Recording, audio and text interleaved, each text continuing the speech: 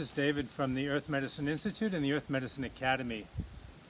I've been thinking a lot about wisdom, and I've been thinking about what that is and trying to clarify what exactly it is. What is wisdom? You know, I was very fortunate to have really amazing mentors, Hawaiian mentors, Chinese mentors, Caucasian mentors, and in all different aspects of my life. I've had martial arts mentors, I've had Chinese medicine mentors, I've had Hawaiian medicine mentors, and I've had psycho-emotional mentors, and even just friends, older friends of mine who've mentored me. And I've just been thinking about what it is that I get from those mentors.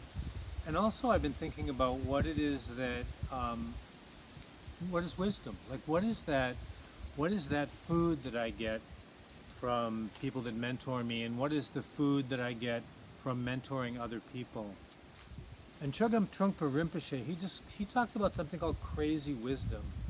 And crazy wisdom was kind of the wisdom that our grandparents have, that as we age, even if we're terribly neurotic or not well put together, as we age, we will tend to get a certain amount of wisdom.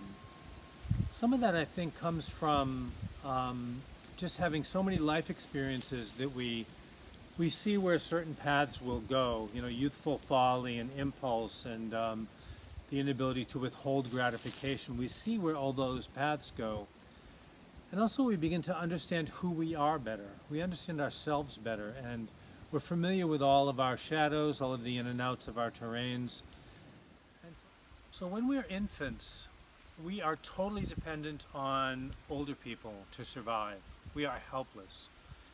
Humans have the longest period of maturation of any mammal species. It's very long. We're basically we don't reproduce until age 10, 11, 12, 13, around there.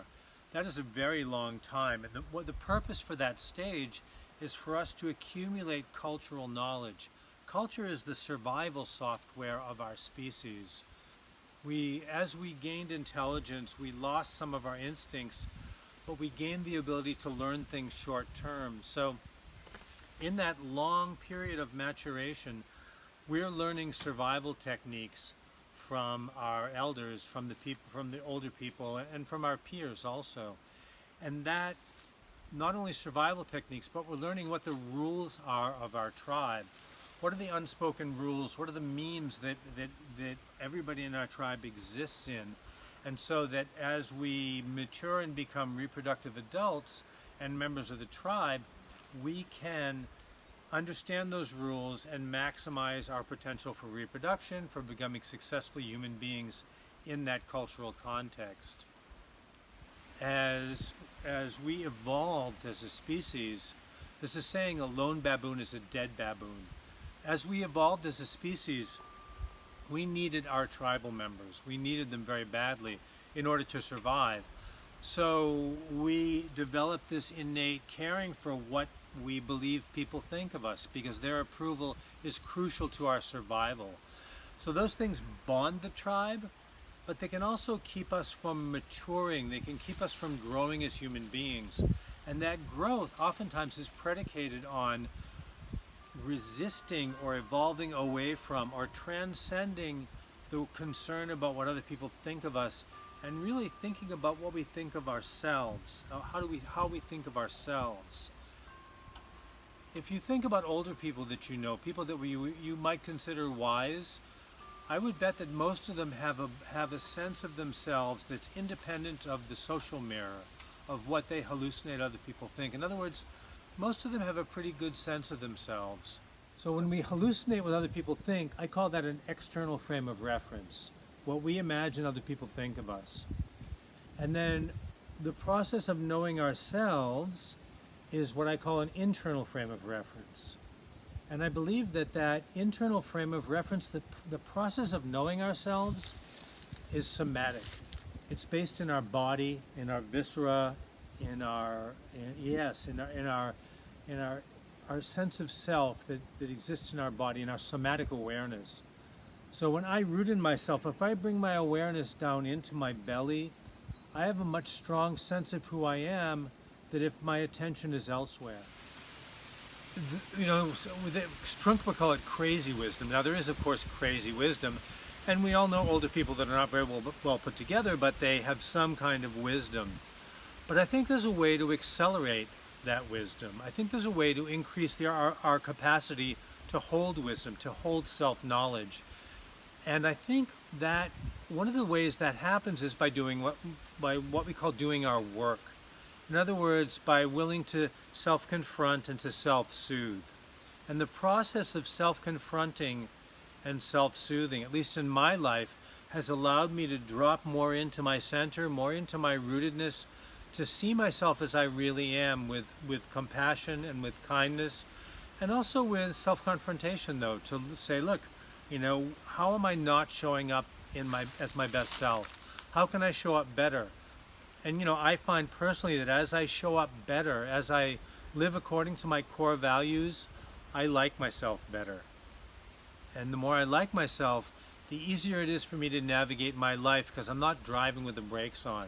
If I'm constantly doing things I'm ashamed of, I am driving with the brakes on, because a part of me knows I don't approve of the way I'm acting. So in terms of accelerating what we call wisdom, I believe that piece is learning who we are. And, you know, the aging process brings with it its own kind of wisdom. But on top of that, really doing our work, self-confronting and self-soothing, and deciding that I want to, you know, the person I want to see in the mirror is the person I'm going to become, even that's painful or uncomfortable. One more thing about getting out of our comfort zone. In order to grow as human beings, we need to get out of our comfort zone. At the same time, I don't think it's healthy to stretch too far out of our comfort zone. So unless we're being initiated, or as in a ritual initiation, or we're in a life and death scenario, I think it's really important not to stretch more than 10 to 20% out of our comfort zone. In order to become the person we want to become, and while accepting the person we are, oftentimes there's a stretching, which is a self-confrontation. So when we self-confront, we also self-soothe. So we accept who we are, and we can still, with that acceptance, try and do better next time. But that stretching out of our comfort zone, I really believe should only be 10 to 20%. Because in my life, when I stretch more than 10 to 20% out of my comfort zone, I get rebound contraction. So I may think, oh, I can handle this. I'm not going to get jealous, or I can handle this guy. He's not going to make me angry. And once I get more than, if I push myself more than 10 to 20%, then I end up regretting it, because my unconscious will backlash on me, and there's all kinds of things will blow up in my face with repercussions. So I think part of really nurturing ourselves is being willing to stretch consistently, but most of the time not more than 10 or 20%. So thank you for listening. This is just some of my ideas about what wisdom might mean, about what self-growth means. And at the Earth Medicine Institute and the Earth Medicine Academy, we are striving to heal the planet. We want to put out information for you and those you care about to help all of us heal inside, and to help heal what's outside. Thank you.